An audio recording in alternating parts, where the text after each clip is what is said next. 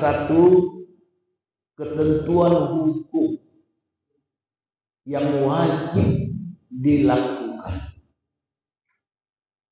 berdasarkan dalil-dalil qat'i.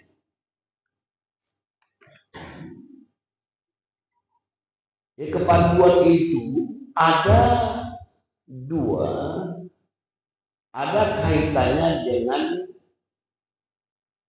orang banyak, ada juga berkaitan dengan individu. Kalau berkaitan dengan orang banyak disebut dengan fardu kifayah.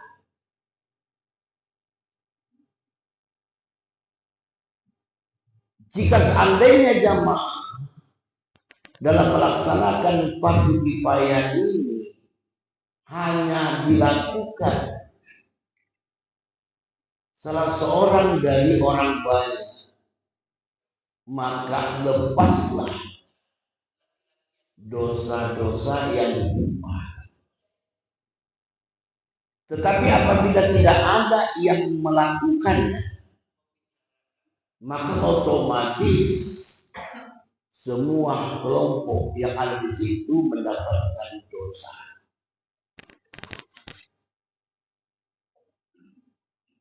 Contohnya, melaksanakan penyelenggaraan jenazah umat Islam. Itu salah satu contoh. Ada di lingkungan itu salah seorang umat Islam meninggal dunia.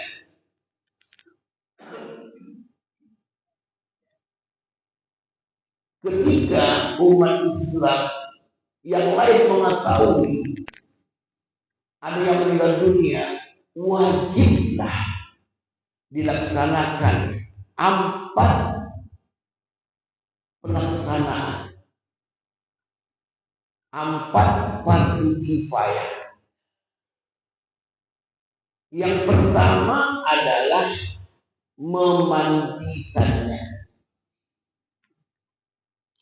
Yang kedua mengkafaninya. Yang ketiga menyolatkannya. Sedangkan yang keempat adalah menguburkannya. Dalam melakukan kegiatan kewajiban ini biasanya dipimpin atau dibimbing oleh seorang yang disebut dengan Bilal jenazah. Kemudian Bilal jenazah akan memberitahukan siapa yang pernah memandikan. Jika yang meninggal dunia itu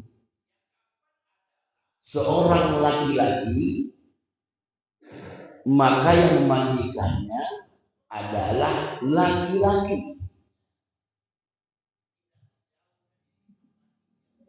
dari keluarga yang meninggal dunia. Bolehkah laki-laki yang lain memandikannya? Boleh. Nanti kita bisa membicarakan dan menguzakarakan tentang orang-orang yang memandikan. Jamaah rahimakumullah, dikala memandikannya itu, Bilal akan memberitahukan awal pertama yang akan dilaksanakan. Air yang dipergunakan untuk memandikan jenazah itu. Ada beberapa yang perlu diperhatikan. Kemudian yang kedua adalah mengkafaninya, mempergunakan kain putih disunahkan. Apakah boleh mengkafani jenazah itu dengan kain yang berwarna selain berwarna putih? Sebenarnya tidak ada masalah, tapi warna putih ini adalah warna yang sangat disukai. Berapa lapis? Bagi laki-laki paling tidak 3 lapis. Tapi bagi perempuan bisa sampai 5 lapis. Ini pelaksanaan mengkampaninya. Selanjutnya menyolatkan. Ini adalah satu kewajiban yang diwajibkan. Bapak dan Ibu jamaah,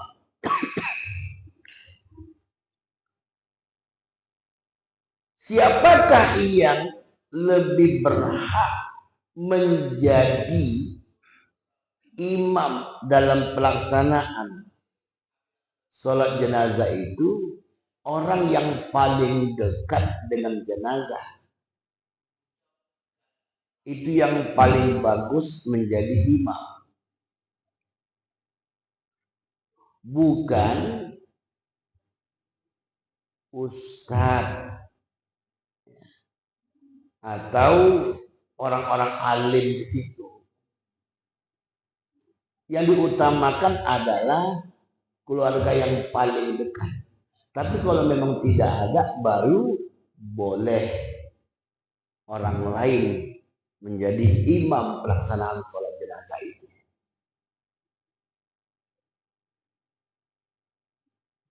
Dalam pelaksanaan sholat jenazah itu tetap mempergunakan beberapa ketentuan. Adanya rukun qalbi, yaitu niat melaksanakan sholat jenazah itu. Kemudian adanya takbir, arba'at takbiratin, ada 4 takbir yang dilaksanakan. Ada rukun qauli juga, sama dengan takbir tadi, bacaan Fatihah, sholawat, dan doa. Kemudian baru nanti melaksanakan dengan salam. Assalamualaikum, itu rukun qauli. Sedangkan rukun fi'linya adalah berdiri. Bagi yang mampu berdiri. Dalam pelaksanaan sholat jenazah, rata-rata yang melaksanakan itu dalam kondisi berdiri. Padahal jika dia tidak mampu berdiri, boleh dalam kondisi duduk. Ini 3 fardu kifayah yang harus dilaksanakan. Yang keempat adalah menguburkannya. Jadi menguburkan jenazah itu sebaiknya tidak jauh dari lokasi dia meninggal dunia. Ya, situ dikuburkan. Jadi kalau ada pula dibawa dia ke tempat yang lain, ya boleh-boleh saja. Tapi ada yang mengatakan hukumnya makruh. Tetapi apabila banyak memberikan mudarat dalam pelaksanaan pengantaran jenazah, itu bisa menjadi haram. Itu makanya ketika ada yang berwasiat ketika ia masih hidup, dikuburkan di tempat yang agak jauh, yang memberikan mudarat, boleh bagi keluarganya untuk tidak melaksanakan wasiatnya. Kenapa? Karena membahayakan jenazah, menyakiti jenazah. Ini fardu kifayah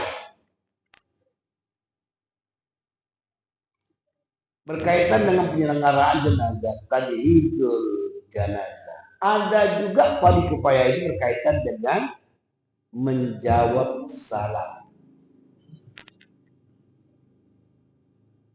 Di dalam hadis Rasulullah Muhammad SAW, Rasul bersabda, "Idza laqita fasallim alaih." Apabila engkau ketemu dengan saudaramu yang seiman, ucapkan salam. Assalamualaikum, waalaikumsalam. Jawabnya. Jadi kalau dia datang satu tempat, kemudian diucapkan assalamualaikum, salah seorang saja mengucapkan waalaikumsalam, sudah selesailah tanggung jawab itu. Apalagi yang menjawab itu lebih banyak, nah itu lebih bagus untuk menjawabnya. Di dalam ayat Al-Quran, Allah sudah mengatakan, "Idza qayyitum bi tahiyatin fahayyu bi ahsana minha aw rudduha." Apabila kamu diberikan penghormatan dengan ucapan salam, maka hendaklah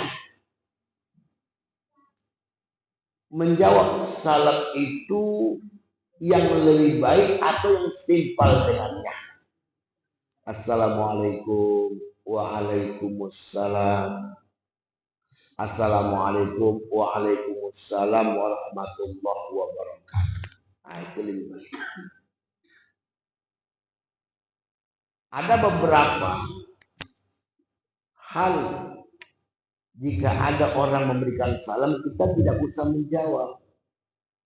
Dalam kondisi sholat, itu tidak usah dijawab.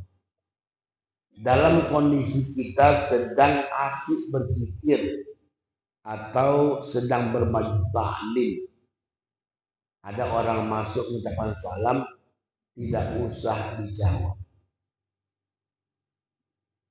Kenapa? Karena bisa merusak konsentrasi, merusak kekhusyukan. Jawab sajalah di dalam hati.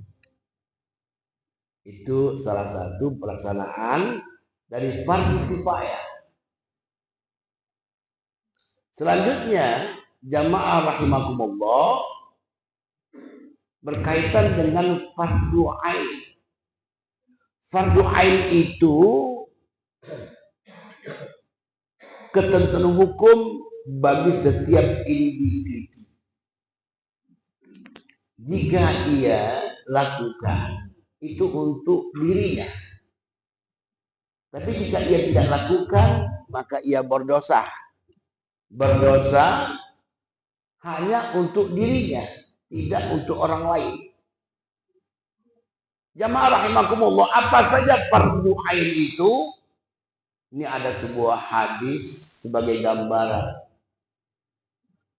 Hadis Jibril ketika itu bertemu dengan Rasulullah SAW dan Jibril mengatakan, "Akhbirni anil Islam." Beritahukan kepadaku tentang Islam. Rasul menjawab, "Antashhada an la ilaha illallah wa anna Muhammadan Rasulullah." Bahwasanya engkau bersaksi tiada yang disembah kecuali Allah, dan engkau bersaksi bahwasanya Muhammad itu adalah utusan Allah. Ini yang pertama yang berkaitan dengan fardu ain. Yang kedua, waktu kimas sholat. Engkau tegakkan sholat. Waktu tizakata, engkau bayar zakat. Watasuma Ramadan, engkau berpuasa di bulan Ramadan. Watahujjal baita istata'ta ilaihi sabila, engkau naik haji ke Baitullah jika engkau sanggup ke sana. Ini yang disebutkan oleh Rasulullah fondasi Islam itu sendiri. Bunyal Islam ala khamsin. Ada 5 fondasi. Kenapa yang pertama kewajiban ain itu menyembah semata-mata kepada Allah? Karena ini adalah perintah. Perintah Allah. Wa qada rabbuka alla ta'budu illa iyyahu. Dan Allah sudah menegaskan bahwa jangan engkau sembah, engkau ibadati kecuali hanya kepadanya, kepada Allah. Artinya kita dilarang untuk menyembah selain Allah, seperti menyembah berhala, menyembah patung, menyembah api, menyembah manusia, menyembah pohon-pohon kayu yang besar. Itu tidak dibenarkan karena itu adalah makhluk. Setiap makhluk tidak boleh kita jadikan sebagai sesembahan. Jika makhluk itu disembah, syirik hukumnya. Kalau udah syirik, dia sudah mensekutukan Allah, dia tidak lagi menjadi orang yang tunduk kepada Allah yang disebut dengan muslim. Jamaah rahimakumullah, banyak dalil yang menganjurkan dan memerintahkan menyembah hanya kepada Allah. Dan ini adalah satu perjanjian yang pernah dijanjikan ketika berada di alam azali. Alastu birabbikum qalu bala syahidna. Bukankah aku Tuhan yang engkau sembah? Mereka mengatakan, iya, kami bersaksi engkaulah yang kami sembah semata. Jadi di situ sudah ada perjanjian. Ketika manusia yang berjanji itu sudah berada di atas dunia ini, Allah meminta agar ia disembah semata. Faqad akhadha mitsaqakum in kuntum mu'minin. Sungguh engkau telah berjanji kepadaku untuk menyembahku jika kamu adalah orang-orang yang beriman kepada Allah. Jadi sudah ada perjanjian, ya, yang Allah tuntut perjanjian itu untuk menyembah Allah. Memang Bapak dan Ibu jamaah, kita ada di dunia ini pun diciptakan Allah hanya untuk menyembahnya. Wa ma khalaqtul jinna wal insa illa liya'budun. Nah, itu pertama, anjuran kita untuk menyembah Allah. Kemudian begitu juga mengakui bahwa Muhammad itu Allah sebagai pembawa risalah yang menyampaikan ketentuan dan ketetapan. Nah, itu Rasulullah SAW. Di situ Allah mengatakan, wa ma atakumur rasul fakhudhu wa ma nahakum anhu fantahu. Apa yang Rasul berikan, ambil. Dan apa yang dilarangnya, jauhkan, singkirkan. Itulah gunanya Rasul membawa risalah. Kita wajib mengikuti apa yang disampaikan. Biasanya lewat hadis-hadis. Banyak hal-hal yang diamanahkan Allah untuk disampaikan. Kemudian yang kedua adalah waktu qimas sholat. Ini keparduan. Kenapa? Karena perintah melaksanakan sholat ini adalah perintah yang jelas. Aqimus sholat, tegakkan sholat. Kepada siapakah perintah ini? Kepada umat Islam dan yang sudah balik berakal. Dalam bahasa hukum disebut dengan taklif. Ini sudah ada perintah. Jadi kalau ada seseorang yang sudah mendapatkan syarat-syarat ketentuan pada tubuh jamaah, kemudian dia tidak mengerjakan sholat, dia berdosa. Malah dikatakan dia adalah fasik, melakukan dosa-dosa besar. Kalau dia tidak melaksanakan sholat itu karena kemalasannya, atau karena dia mengatakan aku sibuk, maka dia masih dikategorikan fasik, tapi tidak sampai menyebabkan ia kafir. Tetapi apabila ia mengatakan bahwa sholat itu tidak wajib bagi dirinya, padahal kewajiban itu sudah ada pada dirinya, maka dia sudah keluar dari Islam. Kemudian yang ketiga jamaah adalah membayar zakat. Ini perintah wa'atu zakat. Jadi melaksanakan zakat itu satu hal yang fardu. Ada dua zakat, ada zakatul mal, ada zakatul nafs. Zakat harta itu yang berkaitan dengan harta. Apakah dia sebagai PNS, dia mendapatkan gaji, atau mungkin dia seorang kontraktor, atau punya profesi sebagai dokter spesialis, maka ada di balik harta yang didapatkan itu zakat yang wajib dia keluarkan. Termasuk juga kalau dia pengusaha, maka wajib dia keluarkan zakat hartanya jika telah memenuhi nisab, ukuran yang wajib dikeluarkan zakatnya. Kalau dia tidak mengeluarkan zakat padahal sudah ada ketentuan zakat, maka dia berdosa. Tuh. Kemudian ada juga watasuma Ramadan, mengajak pada puasa Ramadan. Ini hanya pada bulan Ramadan saja. Jadi Bapak dan Ibu jamaah, ketika ada perintah, ya ayyuhallazina amanu kutiba alaikumus syiyam kama kutiba alal ladzina min qablikum la'allakum tattaqun. Masuklah bulan Ramadan.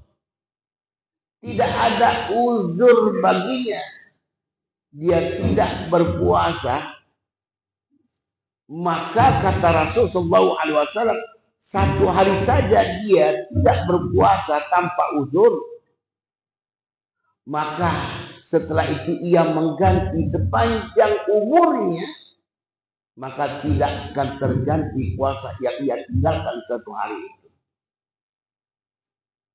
Tetapi kalau dia memang uzur, sakit, ada ketentuan, dia tidak usah puasa pada bulan Ramadan itu, tetapi dia wajib mengqadha puasa itu. Man kana minkum maridun aw ala safarin fa iddatun min ayyamin ukhra. Tetapi apabila dia sakit dan sakit itu terus-menerus dan menyulitkan baginya untuk berpuasa, maka dia membayar fidyah. membayar denda.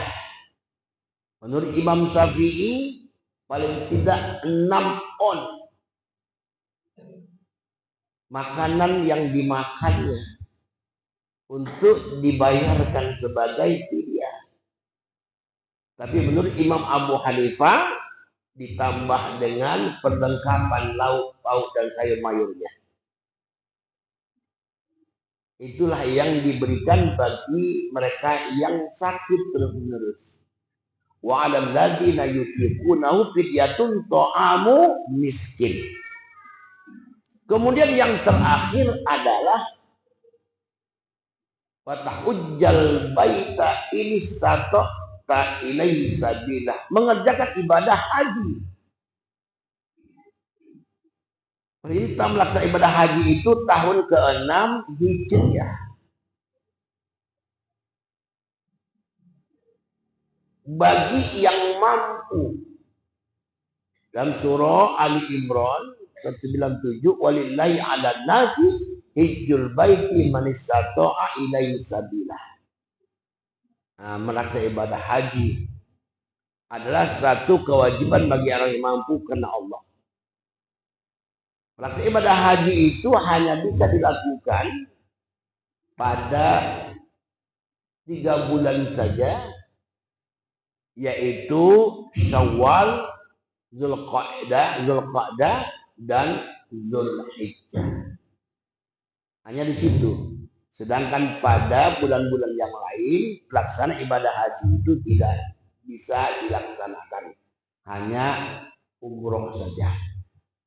Inilah fardu ain. Jadi bagi orang yang memang punya kemampuan melaksanakan haji tapi dia tidak melaksanakannya, maka diberikan ancaman. Man malaka zadan wa rahilatan tubal ila baitil haram falam yahujjah fala alai ayyamuta yahudiyan aw nasraniyan. Siapa yang telah memiliki harta dan juga kemampuan transportasi untuk menyampaikannya ke Baitullah, maka dia tidak mau melaksanakannya, maka hendaklah ia mati dalam kondisi Yahudi atau mati dalam kondisi Nasrani. Inilah ancaman. Tapi untuk siapa? Untuk pribadi individu. Jamaah rahimakumullah. Jadi dalam pelaksanaan fardu ini ada yang disebut dengan fardu kifayah, ada fardu ain.